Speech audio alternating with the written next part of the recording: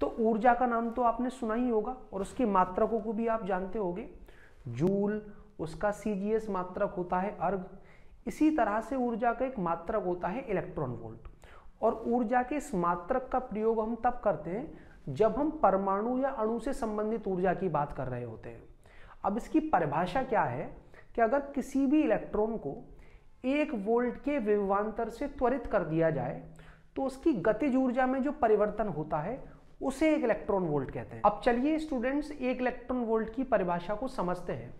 जैसे मान लीजिए हमारे पास एक समान वैद्युत क्षेत्र है E और उसमें 2 बिंदु हैं A और B। और ये बात आपको पता होना चाहिए कि एक समान वैद्युत क्षेत्र में जैसे जैसे हम वैद्युत क्षेत्र की दिशा में आगे बढ़ते हैं वैद्युत विभव का मान घटता है। तो अगर इस बिंदु का विभव x है, अगर आप आगे बढ़ोगे तो घट करके वो कितना हो गया x-1। दोनों के बीच का विभवांतर कितना है 1 वोल्ट।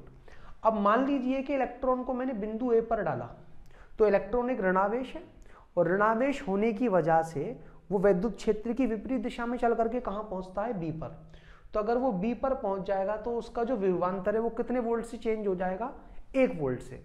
अब उसकी गतिज ऊर्जा में जो परिवर्तन हुआ होगा उसे हम क्या कहेंगे 1 इलेक्ट्रॉन वोल्ट। तो ये बात आपको पता होनी चाहिए कि अगर कोई आवेश Q प्रारंभिक बिंदु से अंतिम बिंदु पर पहुंचता है तो उसकी स्थितिज ऊर्जा में होने वाला परिवर्तन क्या होता है Q Vf minus Vi। Vf क्या है यहाँ पर अंतिम बिंदु का विभव और Vi क्या है प्रारंभिक बिंदु का विभव।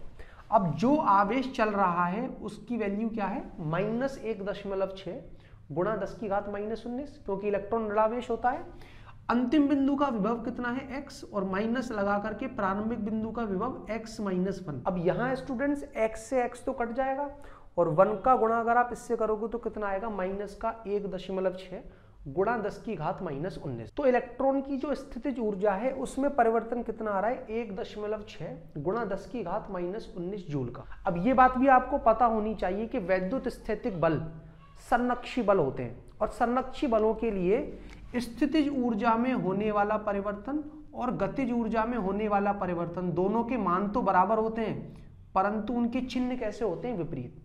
अगर स्थितिज ऊर्जा घट रही है तो गतिज ऊर्जा बढ़ जाएगी, गतिज ऊर्जा अगर घट रही है तो स्थितिज ऊर्जा बढ़ जाएगी। तो माइनस से माइनस कट जाएगा और इलेक्ट्रॉन की अंतिम गतिज ऊर्जा और प्रारंभिक गतिज ऊर्जा के बीच का जो अंतर है वो आ जाएगा 1.6 गुणा 10 की घात -19 जूल।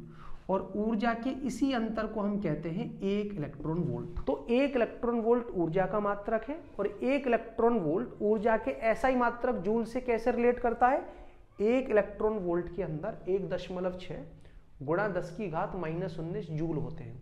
और पूरे ही चैप्टर में ऊर्जा के हम इसी मात्रक का प्रयोग करने वाले हैं।